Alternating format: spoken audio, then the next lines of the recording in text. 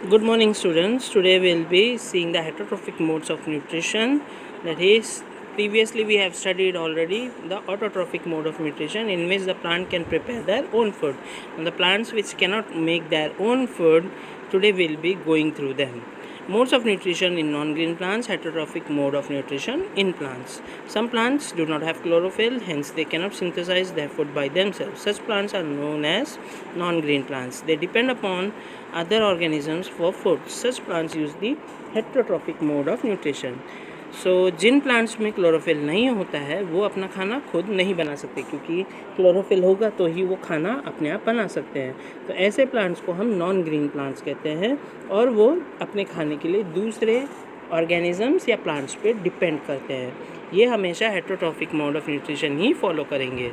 इसमें से कुछ पैरासिटिक होते हैं, मतलब खाना भी लेंगे, शरण भी लेंगे, और उन्हें खोखला करेंगे और लास्ट में उन्हें मार भी देंगे। वो हमेशा जो उन्हें खाना प्रोवाइड कर रहा है, इस केस में होस्ट जो खुद खाना बना रहा होता है, वो हमेशा लॉस पे ही होता है।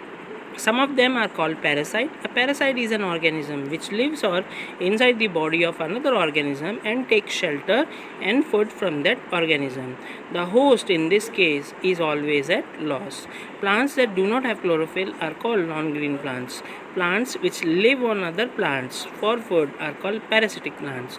तो जिन प्लांट्स में क्लोरोफिल नहीं होता उन्हें हम नॉन ग्रीन प्लांट्स कहते हैं, बट जो दूसरे प्लांट्स पे ही रहते हैं, अंदर से जुड़े हुए रहते हैं, जैसे वीड्स होते हैं, अनवांटेड प्लांट्स, वो उनसे जुड़े रहते हैं, उनका खाना लेते हैं, उनका पोषण लेते हैं और उनसे सुरक्षा भी लेते हैं। ऐसे प्लांट्स को हम लोग पैरासिटिक प्लांट्स भी कहते हैं। तो इससे पहले हम अगले टॉपिक पे जाए, हम कुछ फ्रीक्वेंटली आस्क्ड क्वेश्चंस देख लेते हैं, FAQs। Question 1, that is, what do you understand by parasitic plants? A plant which lives on another plant and takes nutrients is called a parasitic plant.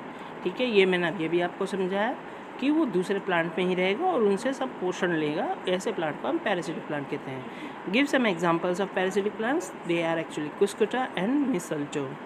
Y some plants are called parasites? क्यों कुछ plants को parasite कहा जाता है?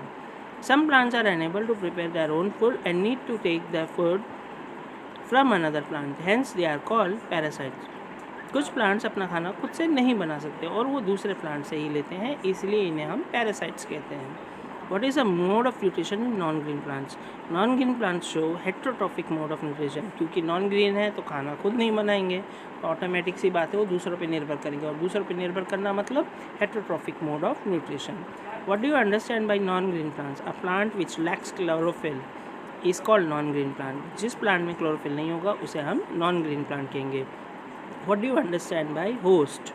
N organism which provides shelter and nutrition to another organism is called a host. Parasite हमेशा इन्हीं पे रहते हैं। जो मेन प्लांट होता है, जो अपना खाना खुद बना रहा है और खुद की सुरक्षा कर रहा है, वो दूसरे प्लांट्स को जो सुरक्षा और न्यूट्रिशन दे रहा है, इसमें जो खाना खुद बना रहा है, इसको हम लोग होस्ट कहते हैं। What is partial parasite? A parasite which depends for some of the nutrients on another organism is called a partial parasite. जो पैरासाइट है मीन्स उसको थोड़े खाने के लिए दूसरे प्लांट पे निर्भर करता है, उसे पार्शियल पैरासाइट कहते हैं, मतलब कुछ हद तक, पूरा पैरासाइट नहीं। Gives example of partial parasitic plants. Partial parasitic plants mistletoe. Okay, ये एक पार्शियल पैरासिटिक प्लांट है। So now the next topic, अगर खाना खुद नहीं बना सकते और दूसरे प्लांट पे भी निर्भर नहीं करना है, तो कुछ प्लांट्स ऐसे होते हैं जो कीड़े मकोड़ों को भी खा लेते हैं। ऐसे प्लांट्स को नाम हम देते हैं इंसेक्टिवोरस प्लांट। जैसे हर्बीवोरस हमने पढ़ाई है, जो शाकाहारी, मांसाहारी कार्निवोरस, और दोनों को खाने वाले ओमनिवोरस। ऐसे ही कुछ प्लांट्स ऐसे होते हैं जो इंसेक्ट्स को खा लेते हैं, इनको हम इंसेक्टिवोरस प्लांट्स कहते हैं। Some plants eat insects. Some such plants are called insectivorous plants. They trap and digest the insects. Pitcher plant is an example of an insectivorous plant. In pitcher plant, the leaf is modified to form a pitcher-like structure. The bright color of the pitcher makes it very attractive to insects. Inside the pitcher, there are several hair-like structures. These hairs direct the trapped insects downward. When an insect sits on the pitcher of the plant, the lid closes and insects get trapped inside the pitcher. The insect is then digested by the enzyme secreted by the cells of this plant. ये plant ऐसा होता है एक vessel की तरह जिसके ऊपर एक ढक्कन लगा हुआ है। जैसे अगर हमें ही एक कुएं में डाल के बिठा दिया जाए, ऊपर से ढक्कन लगा दिया, हम निकल नहीं पाएंगे, उसमें थोड़ी देर बाद हमारी सांस घुटने के कारण हम मरेंगे ही। सेम वे में पिचर प्लांट भी एक वेसल की तरह ही है। आप देख ही सकते हैं यहाँ पे ग्रीन कलर का दिखा हुआ है। ये एक प्लांट जो ऊपर ढक्कन लगाया हुआ है वो पिचर प्लांट है। उसके ऊपर उसके फ्लावर्स ब्राइट होते हैं, तो जब इंसेक्ट आके उस पर बैठता है और अंदर देखता है, उसमें हेयर्स होते हैं अंदर छोटे छोटे, ठीक है, तो वो उस पे से फिसलते हुए अंदर जाता है और उसके बाद उसमें ट्रैप होने के बाद वो निकल नहीं पाते, तो ये खाना उनका बन जाता है। ऐसे में ही एक और एग्जांपल है नेपेंथिस, वो भी आप लोग लेटर पार्ट में पढ़ेंगे।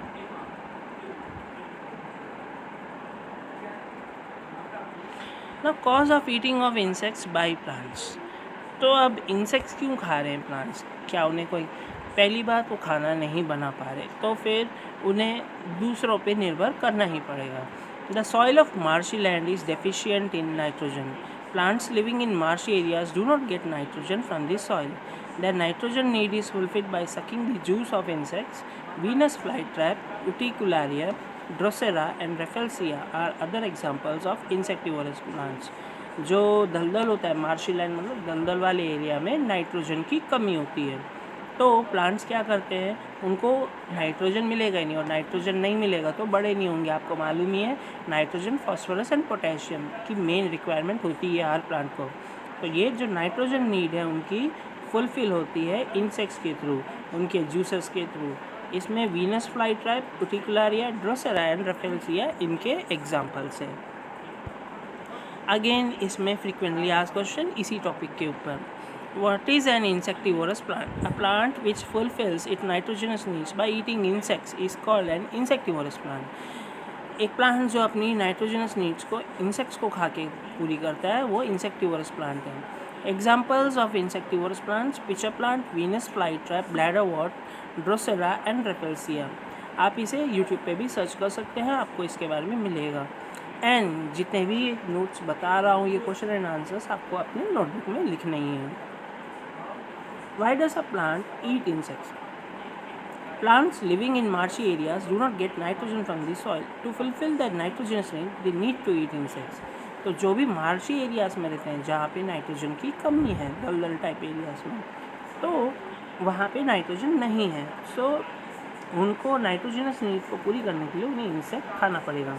Right a brief note on pitcher plant. In pitcher plant the leaf is modified into a pitcher-like structure. The pitcher is complete with a lid. The inside of a pitcher is full of hair-like structures. The pitcher is used to trap insects which may fall in it. तो ये अभी हमने pitcher plant के बारे में पढ़ा ही था, तो ये जस्ट आपको नोट डाउन करना है। Pitcher like structure, vessel type एक स्ट्रक्चर होता है, उनके ऊपर एक लिड होती है, जैसे ही इंसेक्ट बैठेगा लिड क्लोज हो जाएगी। Now the next comes saprotrophs. Saprotrophs are non-green plants. Example: agaricus, mushroom that is fungi, yeast and bacteria. Saprotrophs get their food from dead or decaying organic matter. They grow on decaying organic matter such as cow dung, wood, bread, etc. Saprotrophs secrete digestive juice over the decaying matter and absorb nutrients from them. This is called saprotrophic mode of nutrition. Such plants are called saprotrophs. पहले हमने parasitic देखा, parasitic दूसरे जीवित plant पे ही निर्भर रहता है अपने पोषण के लिए और अपनी सुरक्षा के लिए। दूसरा हमने इंसेक्टिवोरस देखा जो कीड़े पकड़ के खा लेते हैं अपनी नाइट्रोजन नीड को पूरे में। अब तीसरा जो है सैप्रोट्रॉप्स।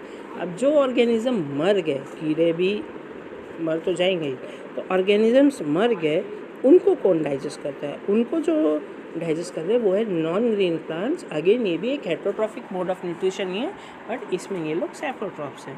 आप लोगों ने अपनी अलमारी में कई बार फंगाई को उगते हुए देखा होगा जब लकड़ी सड़ने लगती है। इवन ब्रेड के ऊपर अगर आप ब्रेड बाहर रख देते हैं 2-3 दिन तो उसके ऊपर एक स्ट्रक्चर ग्रो कर जाता है यीस्ट का, वो भी अगेन न्यूट्रिशन, वो सब सैप्रोट्रॉप्स हैं। वो अपना खाना मरे हुए और सड़े हुए फूड से लेते हैं। वो ज़्यादातर काव डंग, गोबर में लकड़ी पे और ब्रेड पे उगते हैं। वो क्या करते हैं, वो एक डाइजेस्टिव जूस अपने डिकेइंग मैटर पे सिक्रीट आउट करते हैं और सारे न्यूट्रिएंट्स एब्जॉर्ब कर लेते हैं। इस मोड ऑफ न्यूट्रिशन को हम सैप्रोट्रॉफिक मोड ऑफ न्यूट्रिशन कहेंगे और ऐसे प्लांट्स को हम लोग सैप्रोट्रॉप्स कहेंगे। जैसा आप फिगर देख ही सकते हैं, इधर हमने डिफरेंट टाइप्स ऑफ सैप्रोट्रॉप्स दिए हैं, ठीक है। सेम वे में यहाँ पे उगते हुए भी दिखाया गया है। So the next topic is symbiosis और म्यूचुअलिज्म।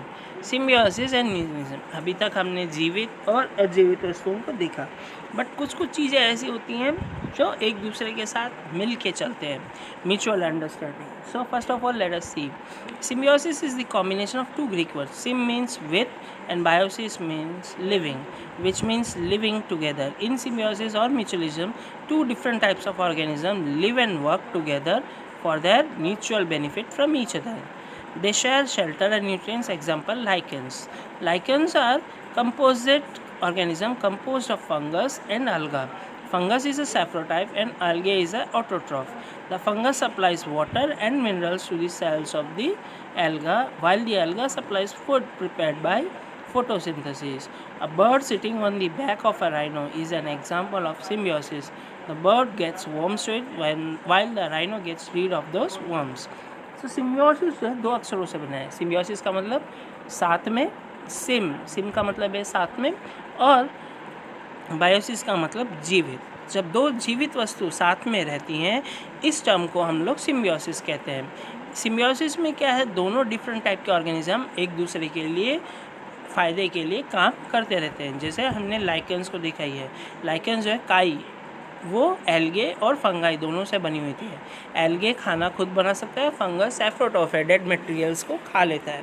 सो एल्गे खाना सप्लाई करता है और फंगस जो है वाटर और मिनरल्स एल्गे को सप्लाई कर देता है, मतलब खाना और पानी और पोषण तत्व। ऐसे ही एक एग्जांपल और, बर्ड जो है राइनो के ऊपर बैठा हुआ, वो भी एक सिम्बियोसिस का ही एग्जांपल है। बर्ड जो है राइनो के ऊपर जितने भी वर्म्स आएंगे, छोटे छोटे कीचुए, उन्हें खा जाता है, जिससे उसका भी पेट भर जाता है और राइनो को सुरक्षा मिल जाती है। Replacement of nutrients in soil. So अब मिट्टी के अंदर ये जो न्यूट्रिएंट्स हैं वो कैसे रिप्लेनिश हो जाती है, मतलब खुद से कैसे आएंगे। Some fungus live in the roots of the plants. Roots of the plants provide shelter and food to the fungus, while fungus provides important nutrients to the plants. तो कुछ फंगस ऐसे होते हैं जो रूट में रहते हैं, जड़ में रहते हैं प्लांट्स के। वो प्लांट जो है एक्चुअली शेल्टर दे रहे होते हैं, मतलब सुरक्षा दे रहे होते हैं फंगस को और खाना दे रहे होते हैं, जबकि फंगस जो है वो उन्हें एसेंशियल जो इम्पोर्टेंट पोषण तत्व होते हैं वो देते हैं। Because of continuous farming, nutrients keep declining in the soil, hence to replenish those nutrients fertilisers are added to the soil. बार बार हम खेती करते रहे की ज़मीन पे, तो उसमें से पोषण तत्व तो कम होते जाएंगे, इसके लिए हम लोग फर्टिलाइजर्स भी ऐड करते हैं। Plants require a lot of nitrogen to grow and to be healthy.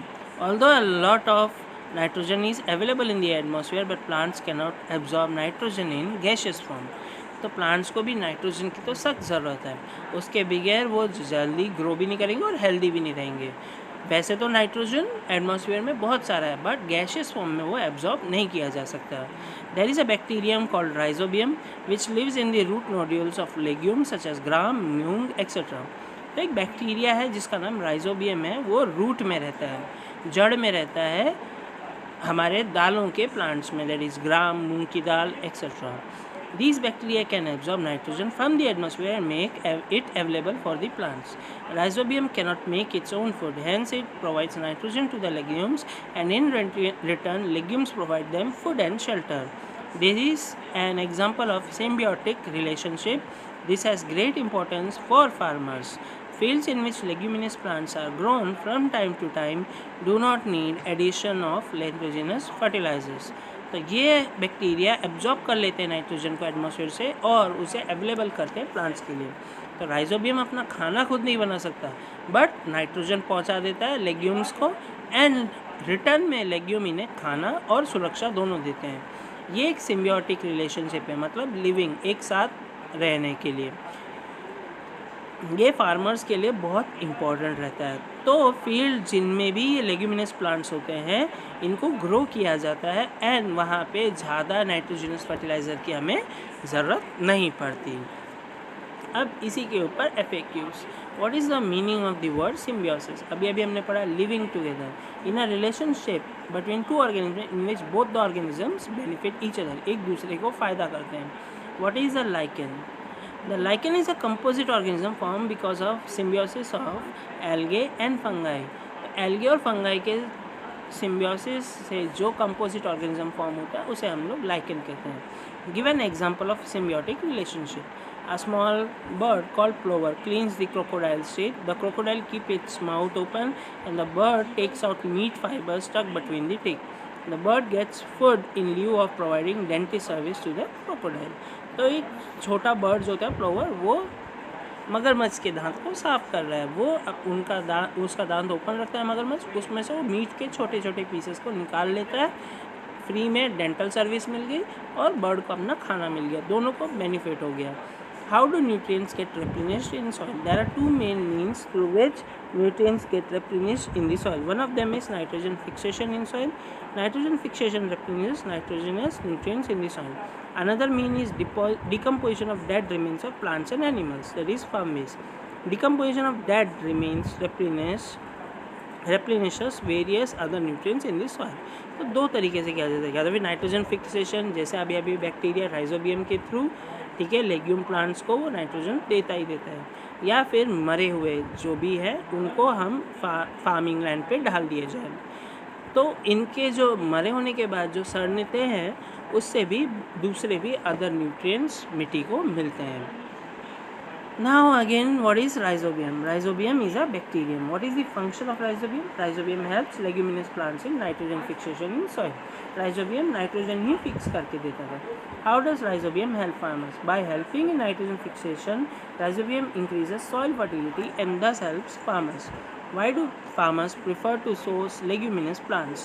Leguminous plants carry out nitrogen fixation in soil and thus improve soil fertility. तो सॉइल की उपजाऊ वैल्यू बना के रखने के लिए इसीलिए लेग्यूमिनस प्लांट्स को प्रिफर किया जाता है एंड साथ ही साथ ये बैक्टीरिया इन्हें फिक्स करके दे देता है। In which form do plants absorb nitrogen? Plants absorb nitrogen in the form of nitrates. Atmospheric nitrogen को पहले राइजोबियम कन्वर्ट करता है नाइट्रेट में और फिर ये प्लांट तक पहुँचता है। आपको कुछ और रिसोर्सेज देखनी हो या फिर जानना हो तो ये 3 वेबसाइट्स पे आप देख सकते हैं। Now finally the end of the lesson.